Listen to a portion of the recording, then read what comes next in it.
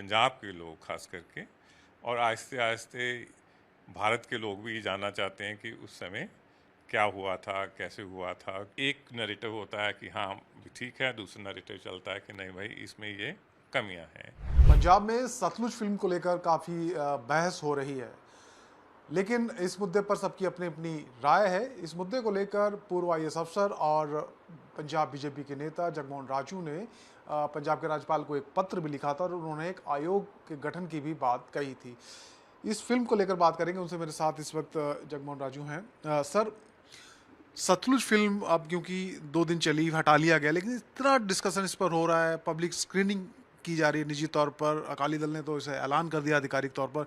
कैसे देखते हैं इस फिल्म के बारे में सर? आप जिसमें तथ्य दिखाए गए उनको आप कैसे देखते देखिए, जैसे आपने अभी कहा भी है कि एक फिल्म का आना या उसका किसी तरीके का बैन होना या डिस अलाउ करना, उसका इतना बड़ा रिएक्शन कम ही देखा जाता है।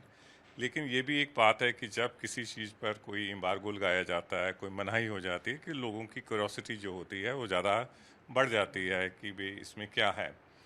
और दूसरा ये भी है कि जो पंजाब है ये एक बहुत ही पेनफुल इरा से, बहुत ही दर्दनाक समय से निकला है, और उस समय में सभी को ये जो कठिनाई है, ये जो परेशानी है, ये जो दुख है, ये सहना पड़ा था। तो जब भी उस जो ज़ख्म हैं उनको थोड़ा सा भी अगर हम खरोद देते हैं तो फीलिंग्स दोबारा से आ जाती हैं। तो ये भी एक कारण है कि पंजाब के लोग खास करके, और आहिस्ते आहिस्ते भारत के लोग भी ये जानना चाहते हैं कि उस समय क्या हुआ था, कैसे हुआ था, क्यों हुआ था। तो इसलिए जो लोगों की रुचि है इस तरह से बनी हुई है। तो आप पहला सवाल तो सर, इससे इससे आगे अगला जो सवाल है मेरा वो यही कि क्या आपने फिल्म देखी या मौका लगा आपको देखने का? देखिए, मैंने परिवार के साथ देखना चाहा था, और इसी टीवी पे सोचा था कि लगाएंगे, लेकिन जब हमने लगाया तो उस पे आ रहा था कि अवेलेबल नहीं है। शायद वो मंडे ट्यूसडे की बात थी। तो लेकिन वो बिट्स एंड पीसेस में थोड़ा बहुत, जैसे कि फेसबुक पे या इंटरनेट पे अवेलेबल है, और कुछ अखबारों में आया है, तो कुछ फेयर आइडिया लगा कि फिल्म में क्या दिखाया गया है। ऐसे जो आप जितना देख पाए सर, उससे क्या लगता है जो तथ्य उसमें दिखाए गए हैं वो क्या ठीक है, सही तरीके से उनको दिखाया गया है? देखिए, जो उनका कहना है, प्रोड्यूसर्स का कहना है कि हमने ये जो फिल्म है, ये जो मूवी है, इसको जो सुप्रीम कोर्ट में एक सीबीआई की प्रोसीडिंग्स चली थी उसके आधार पर ये फिल्म उस पर आधारित है। लेकिन फिर भी जब आप एक तथ्यों पर भी बनाते हैं, फैक्ट्स पर भी बनाते हैं, लेकिन जब पिक्चराइजेशन होती है तो उसमें डायरेक्टर की अपनी एक डिस्क्रिप्शन रहती है। तो इंटेंशनली अनइंटेंशनली कैसे वो दिखाना चाहते हैं, लेकिन लोग उसको कैसे देखते हैं, उसमें अंतर रह जाता है। तो इस फिल्म में कुछ लोगों को बहुत ये अच्छी लग रही है कि देखिए सच्चाई दिखाई जा रही है। कुछ लोग इस पे ऑब्जेक्शन भी लगा रहे हैं कि इसमें एक साइड पे सच्चाई दिखाई जा रही है, पंजाब का पूरा सीन या उस समय का पूरा जो एक 360 डिग्री वो चाहते हैं प्रेजेंटेशन, वो नहीं है। तो लेकिन ऐसा जो विवाद होता है हमेशा ही रहता है कि किसी भी चीज़ में एक नैरेटिव होता है कि हाँ ठीक है, दूसरा नैरेटिव चलता है कि नहीं भाई इसमें ये कमियां हैं। लेकिन मुझे ये लगता है कि एसेंशियली ये एक ह्यूमन राइट एक्टिविस्ट थे, खालरा जी। उनकी बायोपिक कह सकते हैं, बायोपिक भी नहीं है क्योंकि उनके पूरे जीवन की कथा नहीं है, लेकिन उनके जीवन के कुछ साल या कुछ समा वो दिखाया गया है। और वो कहते हैं वो एक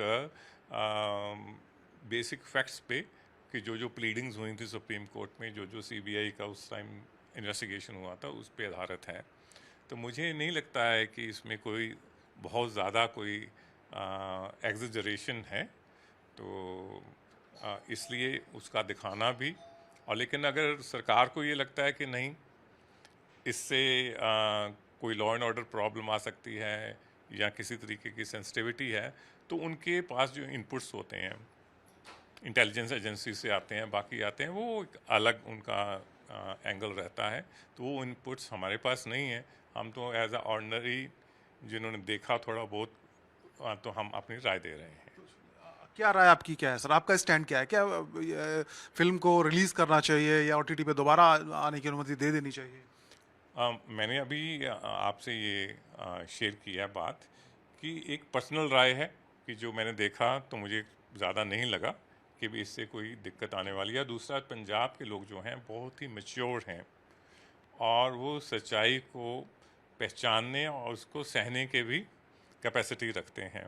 तो मुझे नहीं लगता कि कोई बहुत बड़ा इससे कोई एजिटेशन होने वाला है, जहाँ कोई लॉ एंड ऑर्डर की बहुत बड़ी होने चला है, कोई ऐसी वेव चल पड़ेगी कि जो पुराने दिन थे जहाँ वो 1980 का जो एक इरा था वो दोबारा रिवाइव हो जाता। ये मेरी असेसमेंट है। लेकिन जैसे मैंने पहले कहा कि सरकारों के पास, एजेंसीज के पास बहुत ज़्यादा एडिशनल इनपुट्स होते हैं, हो सकता है उनकी राय डिफरेंट हो। एक सवाल सर मेरा रवनीत सिंह बिट्टू को लेकर है। वो लगातार इसको लेकर सवाल उठा रहे हैं और कह रहे हैं कि फिल्म एक तरफा बनाई गई है, पंजाब का माहौल इससे खराब होगा। जो आंकड़े 25,000 की बात हो रही है कि लावारिस लाशें थी, कहाँ है वो डाटा और कहाँ है वो आंकड़े? इसको आप कैसे देखते हैं? रवनीत बिट्टू ने जो सवाल बिट्टू जी हमारी पार्टी के सीनियर लीडर हैं, मंत्री हैं भारत सरकार में। तो एक तो मैंने उनकी सभी जो स्टेटमेंट्स हैं वो नहीं देखी हैं, लेकिन कुछ स्टेटमेंट मैंने ज़रूर देखी जो मुझे ज़्यादा समझ नहीं आई हैं। कि जैसे उन्होंने कहा कि चमकीले के ऊपर क्यों फिल्म बनाई गई बाय द सेम एक्टर, कि वो बार बार ये कह रहे हैं दिलजीत दोसांझ ने कि उसको वो क्यों बनाया, वो तो बड़ी अश्लील गाने गाता था। तो मुझे तो लगता है कि वो बेचारा एक एससी लड़का था, बाकी सिंगर्स की तरह वो भी एक सिंगर था, और उसकी धर्मपत्नी भी उसके साथ गाया करती थी। और जो फिल्म बनी है उसकी धर्मपत्नी का जो रोल है वो उस एक्ट्रेस ने निभाया है जो आज हमारे एमपी हैं, उनकी वाइफ हैं। तो क्या ये जो क्राइटेरिया है उन पे भी अप्लाई होता है? मुझे नहीं लगता कि ऐसी बातें होनी चाहिए। कि चमकीला अपनी जगह थे, वो एक गरीब फैमिली से आए थे, वो ऐसी फैमिलीज थे, उन्होंने कोई ऐसी बात नहीं की कि आप कहें कि वो फिट फॉर, मतलब he should not, no movie should be made on him. दूसरी बात जो उनकी ये है कि भाई 25,000 का जो आंकड़ा है सही है नहीं सही है। एक और बात चल रही है कि भाई नहीं, हिंदूज़ का भी जो 37,000 लोग मारे गए, हिंदूज़ मारे गए पंजाब में, ये भी एक नैरेटिव चल रहा है।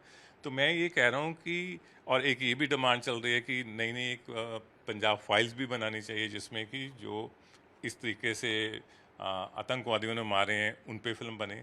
मेरा ये कहना है कि ऐसी फिल्में बनाकर जो सच्चाई वो कभी बाहर नहीं आ सकती है। सच्चाई बाहर आनी चाहिए लेकिन फिल्मों के ज़रिए से नहीं आनी चाहिए। उसके लिए एक फैक्ट कमीशन बनाइए, उसके ऊपर जो उस कमीशन के मेंबर्स हों वो लोग जिस पे भरोसा रखते हैं उनमें वो लगाया जाए, उनको मेंबर्स लगाया जाए। लेकर आपने पत्र लिखा है जो मांग की है? इसके लिए हमने गवर्नर साहब को मांग की है।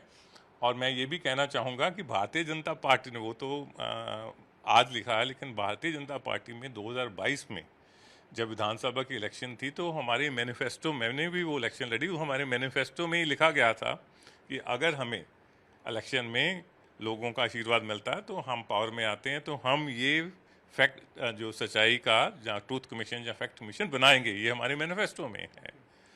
तो इसलिए we are on the record. So ये कोई ऐसा नहीं है कोई इंडिविजुअली हम कह रहे हैं। और मुझे ये भी लगता है, मतलब बीइंग फ्रॉम IAS बैकग्राउंड, कि जानबूझकर कुछ तथ्यों को ग्रे एरिया में रखा जा रहा है, जानबूझकर सच्चाई को बाहर नहीं आने दिया जा रहा है। नहीं तो 30 साल हो गए, 6 सरकारें बदल गई, क्या एक वाइट पेपर रिलीज़ नहीं हो सकता कि भाई इतने लोगों की मृत्यु हुई, इतने लोगों की आतंकवादियों ने मारा, किसी सरकार ने इच्छा शक्ति है ना, और इतने लोगों ने ह्यूमन राइट्स वायोलेशन से हुआ, इतने लोगों को कंपनसेशन मिलनी चाहिए। ये काम अभी तक हो जाना चाहिए था। बार बार उस चीज़ को और उससे पॉलिटिकल फ़ायदा लेने की कोशिश करना, उसको इन मुद्दों, गड़े मुद्दों को उखाड़ना, ये मुझे लगता है बिल्कुल राजनीतिक है। ये कोई हम नेशनल इंटरेस्ट में बात नहीं कर रहे हैं। अगर हम नेशनल इंटरेस्ट में बात कर रहे हैं तो हमें ऑथेंटिसिटी की बात करनी चाहिए और सच्चाई को बाहर लाकर पंजाब को एक आगे ले जाने की कोशिश करनी चाहिए। बार बार हमें वापस ही खींचा जाता है। तो हम आगे जाना चाहते हैं, लेकिन एक बार ट्रुथ बाहर आ जाए, सच्चाई बाहर आ जाए, उसके बाद रिकन्सिलिएशन प्रोसेस शुरू होना चाहिए। Thank you sir. तो जगमोहन राजू कह रहे हैं कि सच्चाई ज़रूर बाहर आनी चाहिए, लेकिन फिल्मों के माध्यम से सच्चाई नहीं आ सकती। इसके लिए एक फैक्ट कमीशन की ज़रूरत है जो दूध का दूध पानी का पानी करे और सच्चाई बताए कि वाकई में उस दौरान क्या हुआ था, कितने लोगों की मौतें हुई थी, कैसे हुई थी, क्यों उनको मारा गया था, और जो मारे गए लोग हैं उनको उसके बाद सरकार को उनके बारे में सोचना चाहिए, विचार करना चाहिए। चंडीगढ़ से जर्नलिस्ट नितिन के साथ मनोज कुमार, टाइम्स नाउ भारत।